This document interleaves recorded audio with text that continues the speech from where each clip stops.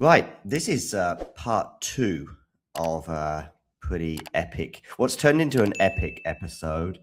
I'm really pleased that I'm joined by Jim White for this part of looking at the Bayern Munich 1, Manchester United 2, which I think I've never said in my life, Jim. I've never described that match as Manchester United 2. I've never put either side in front of the other because there's so many other stories to tell.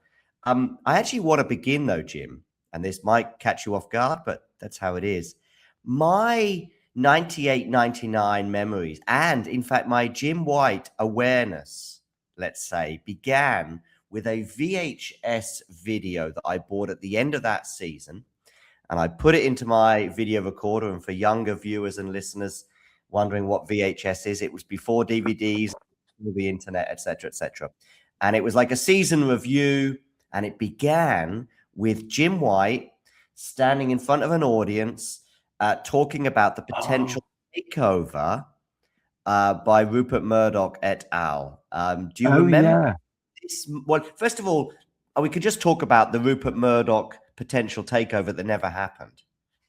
Yeah, that was I had completely forgotten about that. You're right, John. Yeah, right. As being part of the treble season, it was absolutely integral, really, because early on in the season, it became known that the Sky were keen. Rupert Murdoch then was the owner of Sky. Sky were keen on taking over Manchester United, and they'd reached a deal with Martin Edwards to actually make that takeover. And the fans were pretty furious about this. There'd been a lot of skepticism about Sky. Kick-off times, you couldn't rely on anything.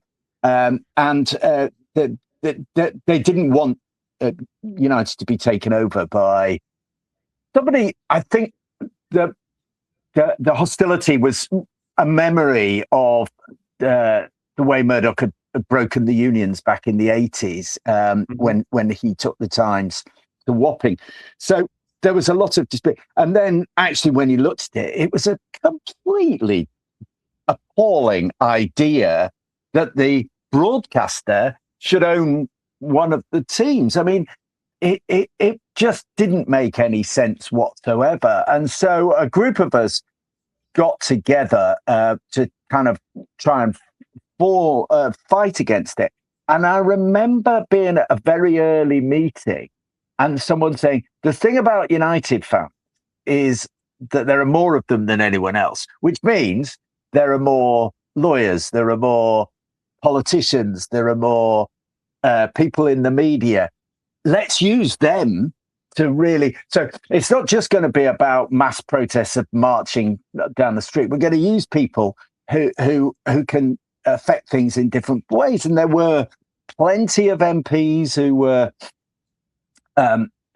big United fans who we could bring on side. There were people like Mike Crick in the media. And so on, and lawyers and everything. And we had this public meeting, it was great. I remember it very well. And then actually, I think what really did it was the lobbying of the politicians, because there was still a real visceral dislike of Murdoch amongst the left elements of the Labour Party. And Blair was at his peak then, and I think he could give them this as a sort of sop, okay, I'll stop Murdoch. And actually, funnily enough, I remember it. Mandelson was involved. Peter Mandelson was involved. I think he was, I can't remember what, he was Secretary of State or something or other. Anyway, we lobbied down in Parliament, and it basically fell by the wayside on the fact that it was a monopoly, and you couldn't have the broadcaster actually deciding, owning one of the clubs. It just made no sense at all. And so it was thrown out. Unfortunately, as you know, John, it didn't quite work when we tried it again 6 years later. Yeah, I mean, I was going to say there's been some pretty distasteful regimes, at least anyway, taking over other clubs, and to a large extent at Manchester United 6 years later, as you highlighted. Yes, so the VHS begins, the video begins with pretty much with you talking in front of an auditorium, talking about this takeover, and obviously you were pushing back against it. They did get a couple of like vox pops on the street. One probably quite easy to find person saying, yeah, this is not a good idea. And I think it's a taxi driver who they were like saying, well, I just want to have the best players at Manchester United. Well, irrespective of the Sky takeover or not, we did get some pretty tasty players arrive that summer in the form of Jaap Stam, Dwight York, and Jesper Blomqvist. In fact, all three, I think, would start the final. Yes, they would. Of course, they would. Yeah, Blomqvist coming in for well, basically trying to make up the midfield. Just before, though, we get into the final, I just want to have a quick word on Juventus, Jim, because that was a wild episode en route to the final. There were so many episodes that I could talk about, but I want to keep this down to half an hour if possible. So, yeah, just your memories of the Juventus two legs. Yeah, well, I was at both. I was covering it for The Guardian at the time. Okay. And the thing about Juventus was they were the sort of, they seemed like the clever continental team that United aspired to. And we'd lost to them in the past, and they were always the mark that we had to match.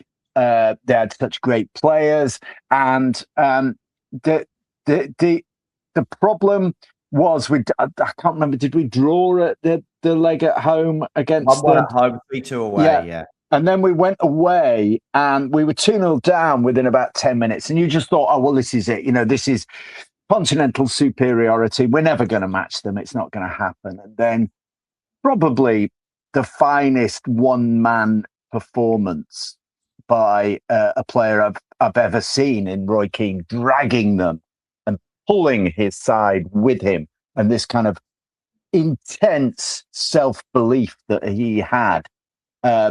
Astonishing performance by Keane. If you haven't seen it, just go back and have a look, because it was a never say die. It was the epitome on the pitch of Ferguson's philosophy of you don't give up. You don't give up until the very final whistle. And he drove United to a 3-2 victory. Quite astonishing. The problem was, in the process, he got booked, which meant a second booking, which meant he was banned from the finals. So was Paul Scholes. So that really made a problem. You had your man who'd driven you there not available for the final. Did you go to the final as well, Jim? I did, yeah. Oh, wow, okay, so that's great. So what's the press pack's sort of perspective on the way that Ferguson tried to fix this equation? So I'm just going to sort of read out the midfield at least. He went with Giggs wide right, Blomqvist, who I just mentioned, comes in on the left. And of the three players that he bought that summer, listen, Jesper did a sterling job on occasions, probably more so for Gothenburg damaging Manchester United than he did necessarily. He didn't have a great, stellar Manchester United career. He did a job, but he was no Ryan Giggs for sure on the left. So Ryan Giggs moves over to the right. And in the center of the park, we've got Beckham and Butt. Butt was obviously always going to start that final in the absence of Scholes and Keane. But it was a real conundrum that, well, I'm not convinced to this day that Ferguson necessarily fixed it. Well, absolutely. I mean, the discussion in the press room at the Camp Nou when that team came out was, is that really the best way? Can Beckham, Beckham, whose crossing was so vital for United's progress through that season, he'd been brilliant, just whipping balls in. Nominative determinism, by the way. He was born in Whit's Cross. Beckham. Okay. And the way he was delivering, and you've got him in centre midfield. Was that the best role? Who else could have played there? Maybe he could have moved Johnson in there to act as a kind of defensive cover. There were a lot of questions asked, and those questions were, I think, answered in the first half. I mean, to put it into context, John, I was writing the front page of The Guardian. I was writing the piece for the front page of The Guardian, and I had to deliver it on the final whistle. Okay. So I'd written a piece about basically I was writing a piece which said the step too far. This was the step too far. The treble was never going to happen. It was too difficult. And Ferguson's choice had not helped in that. And I'd written all these words down. Anyway, to my left, I was right on the edge of the press box. To my left was the corporate hospitality section. Mm-hmm. And in the middle of the corporate hospitality section, there was a very drunk United fan who'd obviously bought tickets on the black market and was enjoying himself. And he was getting more and more frustrated during the game. He was on his feet. He was shouting abuse. He was shouting down at the bench that Ferguson had chosen the wrong team, etc., etc.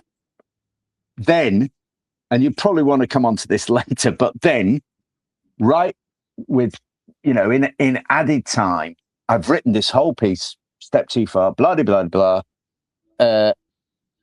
Sheringham equalises. So I thought, oh shit, at least I've got extra time. Sheringham, oh, quick, better get on with that. At least I've got extra time. I can sort this out. It'll be fine. I've got extra time. Like this, head down. Solskjaer scores.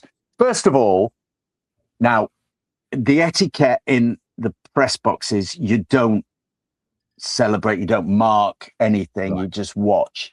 But I couldn't help it. So I'm on my feet. Then I have to sit down. And, oh, God almighty, I'm going to have to completely change this. What I hadn't noticed was that the very drunk fan was now in the aisle between the corporate hospitality and the press box, celebrating. And his mark of celebration was to come down the press box, punching in turn each laptop he came to and shouting, "What are you going to write about now, you bastards?" Which was fair enough, I have to say, as a critique. So he hit my laptop, which then spun over. I've got about 45 seconds to rewrite with a cracked laptop screen. So, it doesn't really matter in the great scheme of things because it was so glorious and wonderful. But that's a mark of how much it changed and how unexpected it was and how brilliantly illustrative of Ferguson that it was. That Ferguson just chucked the kitchen sink at it, didn't he? Yeah. It wasn't, oh, well, imagine Ruben Amorim, right? It's obviously never going to happen. Champions League final, Ruben Amorim, United score 1-1. Imagine what would have happened after that. Not with Ferguson. It's just chuck the kitchen sink at it. Score one, go for it, lads. Amazing, absolutely amazing. The famous conversation, Jim, really was Ferguson and at McLaren, because of course there'd been a bit of chaos. Sheringham and Solskjaer were on the pitch by now. I think we had three attacking players. I think York was still on the pitch, but Cole was off. So we had three strikers basically, and Gary Neville famously on left wing provokes the corner, of course, that we get to equalise.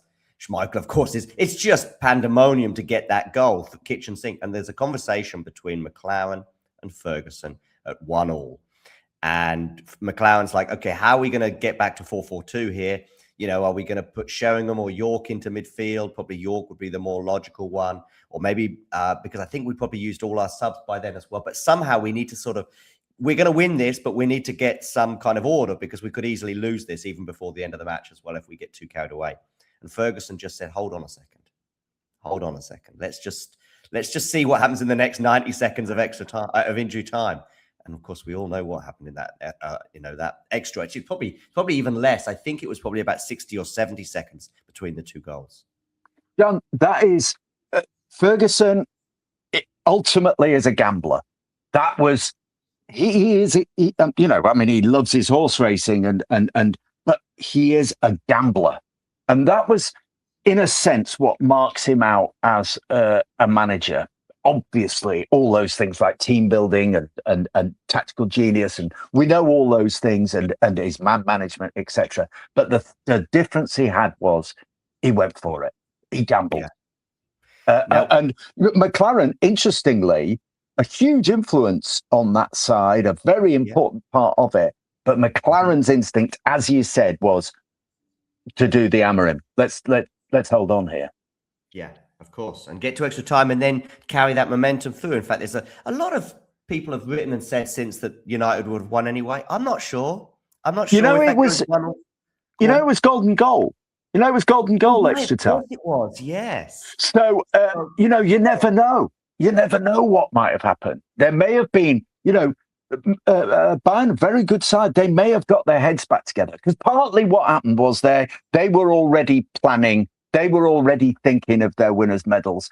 Get hit with the equaliser, and they fall apart. And Ferguson saw that and went for it. But they may have regathered.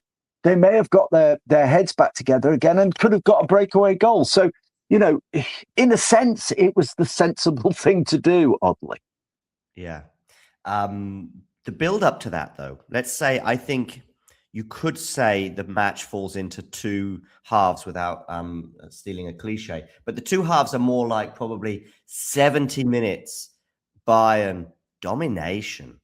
My hits felt as well as somebody that probably from the UK perspective, we sort of looked at him as being a wily coach, as someone who might get the better. I think he got the better of Ferguson a couple of years before when he was at Dortmund in '97. And sometimes Ferguson would come up against a coach like a Marcello Lippi and Otmar Hitzfeld, and we go, this is just maybe a level too far for Alex, and in so many respects. So that narrative was there. The way what we were seeing on the pitch, you know, the woodwork was hit twice. Bayern were dominating. United didn't really create anything until those substitutions, I would argue. After that, you know, we start creating chances. There wasn't, though, amongst those chances we had, Jim, in the last 20 minutes before the two goals, there wasn't one where you went, oh, there was a couple of missed kicks. Dwight York seemed a bit off colour that night, maybe more anxious than normal. There was a header from Solskjaer, but he kind of created it.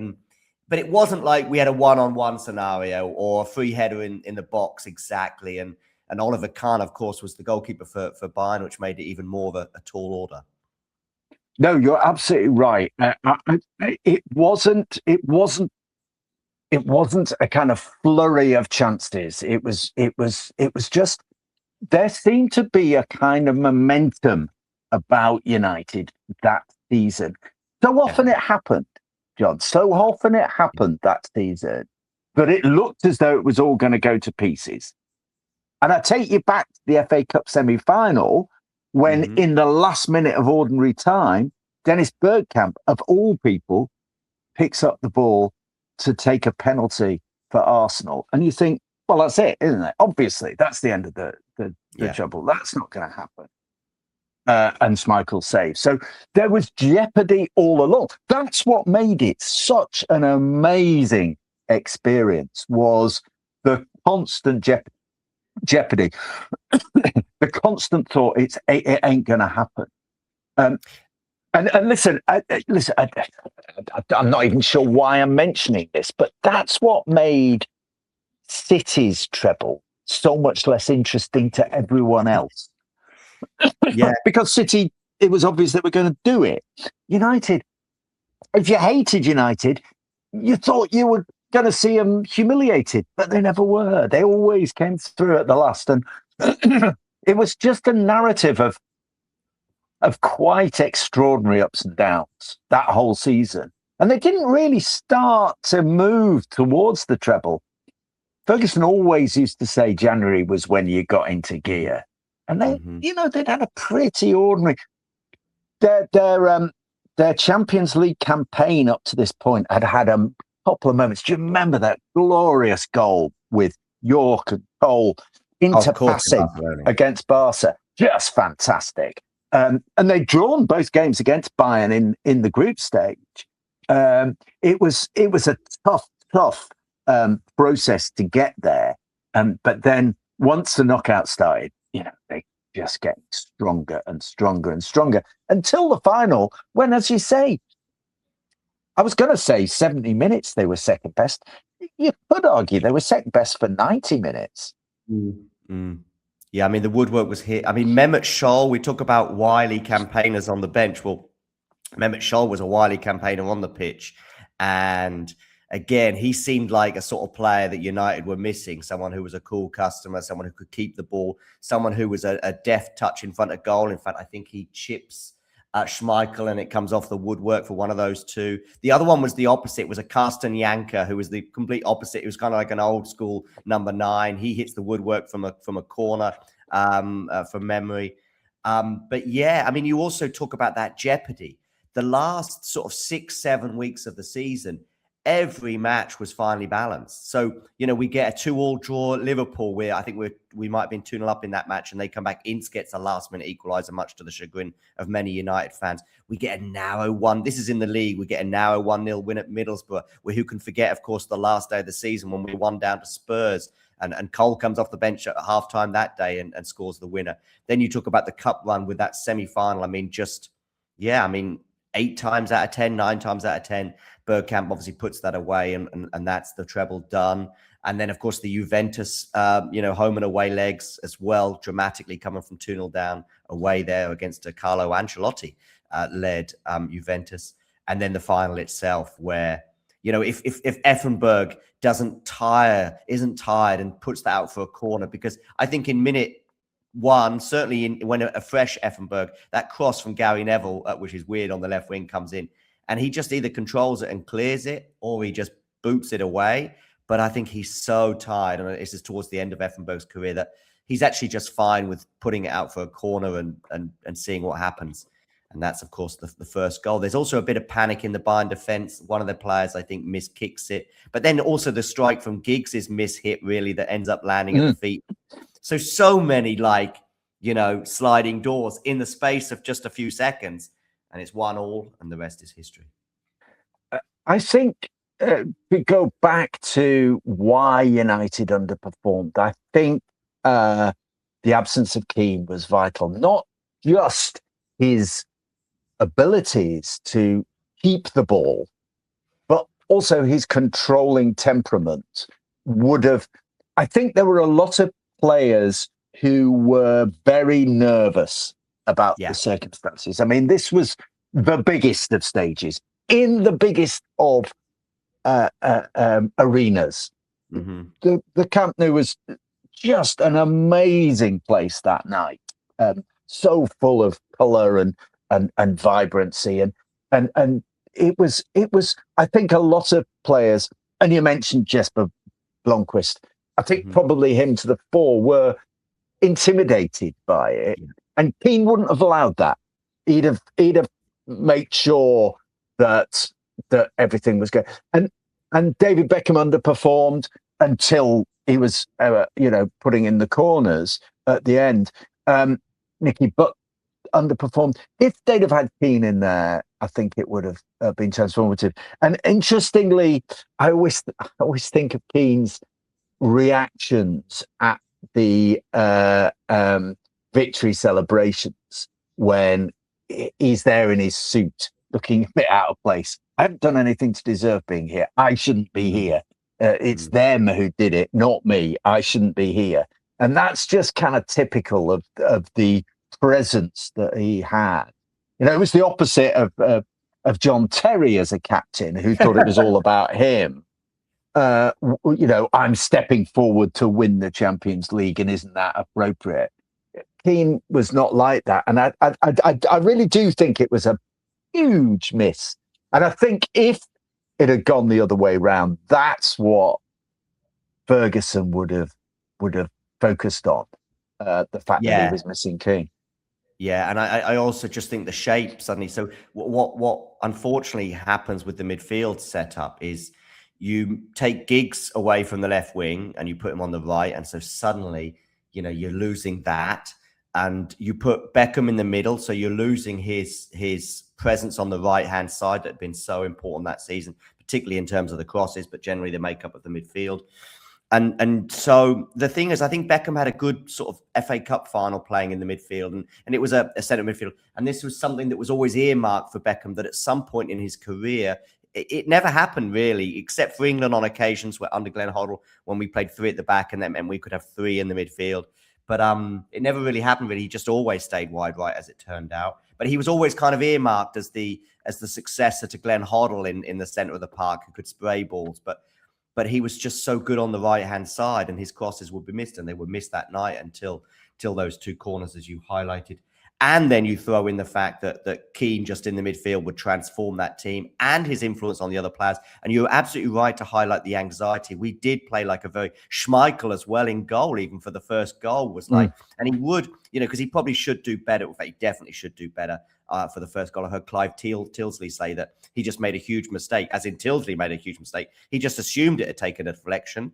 But of course it hadn't. It just went straight through, and that's Schmeichel's side of the goal. And he was always sort of someone who would live on the end of his nerves anyway. But you mentioned Blomqvist was and he would have recognized that he didn't perform that night, and he was more of a timid character. But even Dwight Yorke, I've read Ferguson in his first book said he'd never seen Dwight Yorke nervous. He was such a chilled out guy until that night. And pre-match, he could sense that this was slightly different for a lot of those players. Absolutely. The other thing about disrupting and putting Giggs across and not having Beckham there was partnerships. Neville and Beckham had a really good partnership on the right, and that dissipated. And you've got Giggs and Neville trying to work out each other instead of just almost knowing spontaneously what the other's going to do. So yeah, it was one. I mean, it's one of those games where the manager had to think it through as it was happening and change things as it's happening, which is I guess peak the point of management. In the Champions League, the moment I saw, and listen, you're going to laugh at this because of what he has subsequently become, a kind of joke figure, but the finest bit of in-game management I've ever seen was, do you remember when United played Real Madrid and it was Ferguson's last season and Nani got sent off? Yeah. And Fergie went ballistic on the touchline. He was shouting, he was screaming at the referee. While he was doing so, Jose Mourinho, who was the manager of Madrid, was briefing his replacement, one of his substitutes, about how he should exploit the space that Nani was occupying. So he's down on the touchline talking to this sub. He realized, get this guy on to exploit the space that Nani's, and he was instructed him, and he sent him on, and that's exactly what happened. And Fergie was less analytical and more instinctive as a manager in those things. And we go back to the gambling element. And in 99, the changes he made were so influential, but it was a case of just chucking the kitchen sink, wasn't it, ultimately? What about, we talked about the press pack. So now post-match, the whole scripts have actually been totally rewritten. I say totally for those that aren't quite aware of how it's done. I'm guessing you generally would have like 75, 80, 85% of your piece written from how the match panned out. And then you just top it with, Man United win the Champions League or Bayern win the Champions League and a few, colourful bits at the beginning before you then get into the details of the match. So it's actually quite not easy to read. Normally with a match like that, of course, your first couple of paragraphs probably were written as well of how, Bayern dominated from large parts of the match and deservedly won, their first European Cup in, I guess, over 2 decades. I think it was the 70s when they'd previously won it, unless I'm mistaken, in the 80s and 90s. So they were on a little bit of a journey themselves. In fact, their journey was also a treble pursuing German journey that, because of that loss to United and the grueling and the horrible nature from their perspective, they end up losing the German Cup a few days later because their German Cup came after the Champions League. Can you imagine after the Lord Mayor's show how that would have felt? The German journalist as well, Rafa Honigstein, I heard him say once that he's never heard a stadium that loud than when I think he's talking about the United equaliser, but it could easily have been the Solskjaer winner. What about the press pack in terms of post-match? You've hurriedly got your new pieces out in terms of Ferguson and Fergie time and all the rest of it, and a glorious way for United to end that season. What was sort of the sort of shell-shocked feeling amongst the press pack, or what? Well, you're absolutely right. So you've written a piece that basically says Bayern were in charge, step too far, flung on top, but United have done it. So you basically, for your second edition piece, your later pieces, you're having to completely change everything. And I remember at the press conference, Fergie, obviously, football bloody hell was his initial reaction. But I remember him saying something like, somebody said, you've done it now. No one's ever done this before. It's the greatest achievement. You know, what a way to kind of mark your time at United. He said, it's not over yet.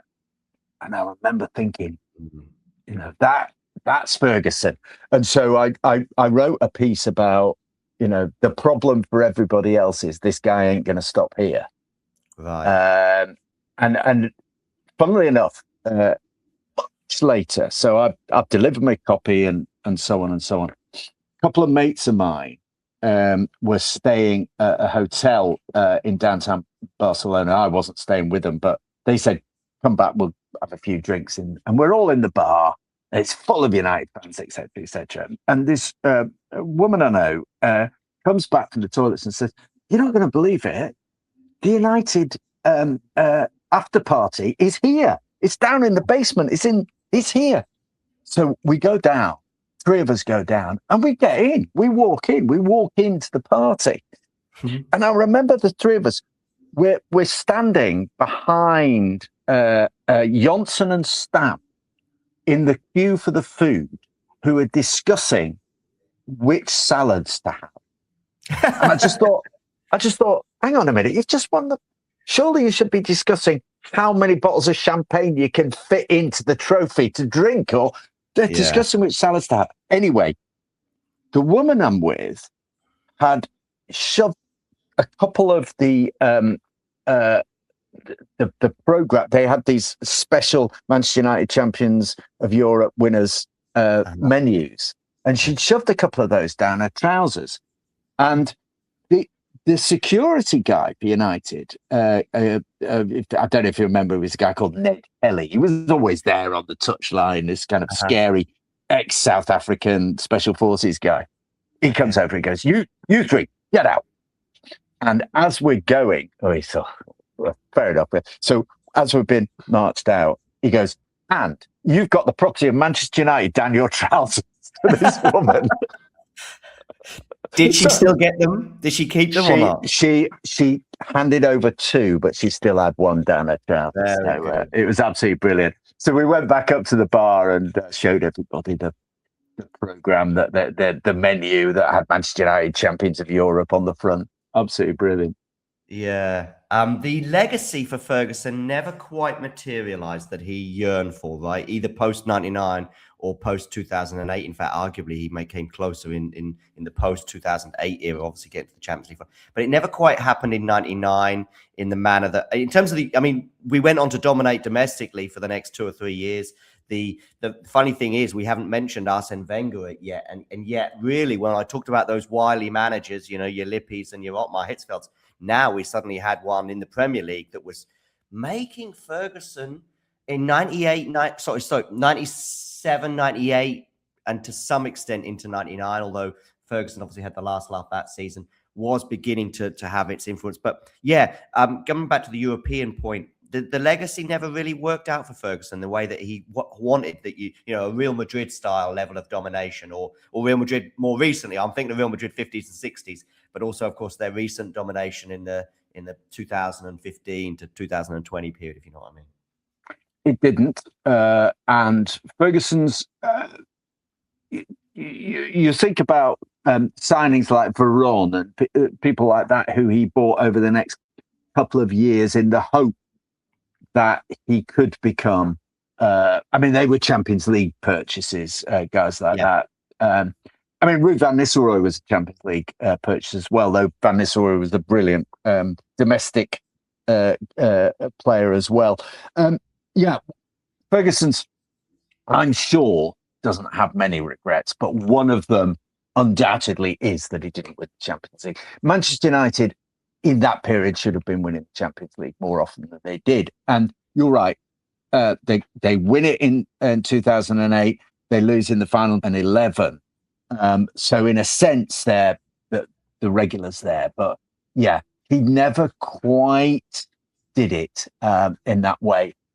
And maybe we go back to what we're talking about with Ancelotti or Lippi or Hitzfeld, maybe he didn't have the tactical approach. He was much more, instinctive. Yeah. One of the things I do know about Arsene Wenger is that I don't think Ferguson had any personal antipathy towards Wenger, but he really, really resented the manner in which Wenger was presented by the media as the future, and Fergie was a kind of archaic dinosaur of management. He really resented that because he was a man who was constantly thinking. Brian Kidd, his assistant, up to the point of 99, was constantly going out and finding out how other sports train, and they were always looking for new ways and new methodologies. He wasn't a dinosaur. It just wasn't fair. And that pissed him off a lot, that people thought that Wenger was the future and he was the past. But yeah, you're right. He I think he's admitted it. United should have won the Champions League more. I would say that the 2008 team was his greatest invention. That was his peak. The 2018 better than the 1919. I mean, if you look at the individuals on the 1919, there are holes and gaps, and you think, is he the best in Europe? No. 2008, blimey, every single one of them was magnificent. I agree, Jim. I agree. It's I'm sure many people will say, well, look, the trophy's on the table, and that's fine. I'll have a wonderful conversation with a fellow United fan arguing over whether 99 or 2000. We're both going to be very friendly at the end of it. It's not like some of the other debates that we get in football. There is one other final aspect in terms of the legacy. Maybe just some of the rub of the green that we had that we've already highlighted, 98-99 season, or particularly in the latter weeks of 99 season. The rub of the green didn't quite work out. I mean, I'm thinking about the following season when we lose to Madrid over 2 legs. I think we scored a legitimate goal that was onside in the Bernabeu, but it was ruled offside. At home, we have if the Camp Nou was as loud as Rafa Honigstein had heard, well, you could hear a pin drop when Roy Keane scores that own goal against Madrid. That then means with the away goal rule, we had to score 2, and we chased the game and end up losing 3-2 that night. And there's a few others over the next 2 or 3 years where, Bayer Leverkusen, for example, in 2002, where if we were very, very unlucky in a way to go out of those matches. But then the luck we had in 99. So I think that also football is a random sport in so many aspects. So I think that plays its role as well. Yeah, there is. Listen, you can talk about preparation, you can talk about genius players and so on, but luck always plays a part, and United had it in 99. And whether they used up their luck is, of course, a different argument. Whether luck is so random that it can happen at any time. Absolutely. All right, listen, Jim, huge thanks for joining me today. Great to get some of these little nuggets of you working in the Camp Nou that night and witnessing various menus flying down various people's garments. I say flying, I think they were obviously put there. But this is the great little nuggets that I wanted from you, and I'm really pleased that you joined me today. Thanks so much for asking me, John.